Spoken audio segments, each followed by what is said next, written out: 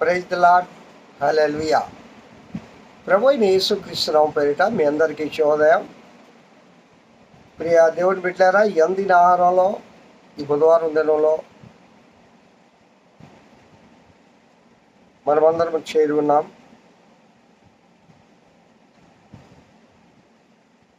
ఆ దేవదేవుని కృప వలన 2026 సంవత్సరంలో 4 నెలలు, ఏప్రిల్ నెల ఆఖరికి వచ్చున్నాం. ఇవాళ రేపు దాదాపుగా 4 నెలలు ఆ దేవదేవుడు మనల్ని కాచి కాపాడి నడిపిస్తూ ఉన్నాడు.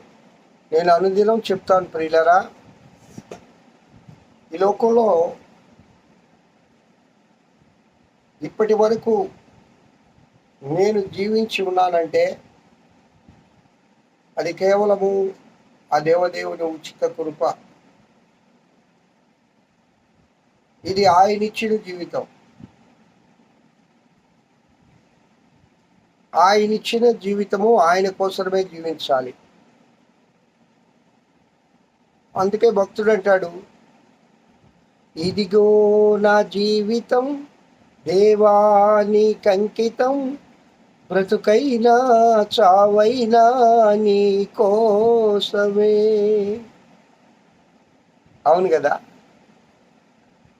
ప్రభువా నా జీవితం నీకోసమే బ్రతుకుతాను. ఇదిగో నా జీవితం దేవానికి అంకితం. నిజంగా నా ప్రభువుకు మన జీవితం అంకితం చేస్తే మన జీవితం ఎంతో ఆశీర్వాదకరంగా ఉంటుంది. ప్రియులరా, ఈ లోకంలో ప్రస్తుతం చూసినప్పుడు ఎక్కడ మంచి అనేది లేదు. పేపర్ చూడండి, భయంకరమైన వార్తలు. ఎక్కడైనా మంచిది ఏమన్నా చెప్తారా ఇందామంటే ఓ 10% ఉంటుంది. 90% అంతా చెడులే.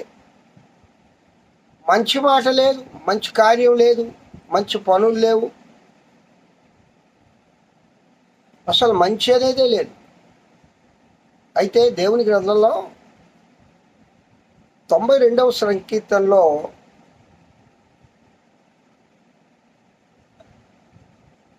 1వ చరణంలో ఒక మంచి మాట ఉంది. యెహోవాను స్తుతించుట మంచిది. ఏమండి, ఏది మంచిదట? లోకంలో మంచి ఏం లేదుగా.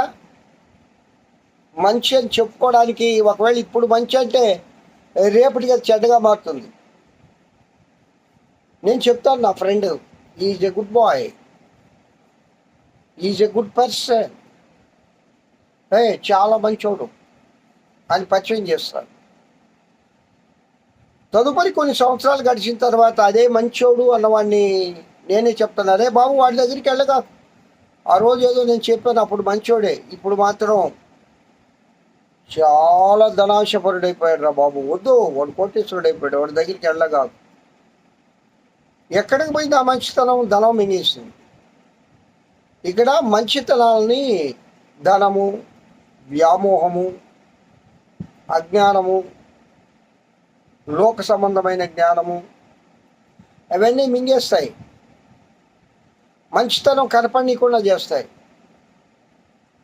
చెడు బహు త్వరగా విస్తరిస్తుంది, మంచి స్లోగా బయటపడుతుంది. కావున ఒకటి మంచిది ఉంది లోకంలో అంటున్నాడు భక్తుడు, యెహోవాను స్తుతించుట మంచిది. దేవుని స్తుతించడం మంచిది, దేవుని ఆరాధించడం మంచిది. ఈ లోకంలో మంచిది అది ఒక్కటే. మంచిగా జీవించాలి అని నేను ప్రతి మానవుడు అనుకుంటాడు. ప్రియులరా, ఎవరు కూడా చెడుగా జీవించాలి అనే భావన ఎవరికి ఉండదు. ఓ మంచి బందిపోడు దొంగ దగ్గరికి వెళ్ళి ఓ టీవీ ఛానల్ సిస్టర్ గారు ఇంటర్వ్యూ చేస్తున్నారు. బాబు, నువ్వు చూస్తే చాలా సాఫ్ట్గా ఉన్నావు కదా, అదిగాక బాగా చదువుకున్నావు కదా, లోక సంబంధమైన జ్ఞానం కూడా బాగుంది కదా, ఎందుకు నాయనా నువ్వు ఈ విధంగా బందిపోటు దొంగగా మారావు, అందరి చేత చెడ్డాడు అనిపించుకుంటున్నావు, ఇదిగో నీకు జైలు శిక్ష, అలాగే అది ఉరిశిక్షగా మారుతుంది. కారణం ఏంటంటే, అమ్మా నేను కావాలని ఇవన్నీ చేయలేదు, నేను మంచిగానే జీవించాలి అనుకున్నాను, కానీ మంచిగా జీవించలేకపోయినాను. ప్రతి ఒక్కరూ మంచిగానే ఉండాలనుకుంటారండి, ఎవరు కూడా చెడుగా జీవించాలి అనుకో. కావున ప్రియులరా, ఈ లోకంలో మంచిది ఏదైనా ఉందంటే అది దేవుని స్తుతించడమే. ఈ ఉదయ కాలంలో ఈ వాక్యం వింటున్న ప్రియ దేవుని బిడ్డలారా, మీరందరూ ఎక్కువనే లేచి దేవుని స్తుతిస్తూ ఉన్నారా? అది మంచిది.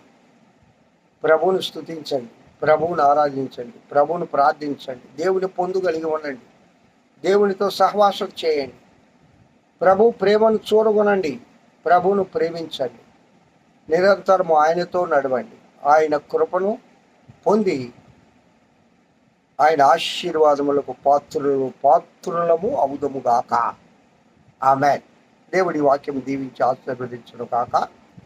మహోన్నతుడ స్తోత్రం. దేవా, మిమ్మల్ని స్తుతించుట మంచిది. ఆ మంచిది ఏదో నాయన ఈ వాక్యం వింటున్న బిడ్డలందరూ చేసే కృప దయచేయమని, దినమంతా బిడ్డలను మీ దీవెనలతో మీ ఆశీర్వాదములతో కాచి కాపాడమని యేసు నామమున పేరిట వేడుకొంచున్నాను తండ్రి. ఆమేన్. Praise the lord. Have a good day. ఈ దినమంతా ఆ దేవదేవుని కృపాక్షేమములే మీ వెంట వచ్చునుగాక. హల్లెలూయా.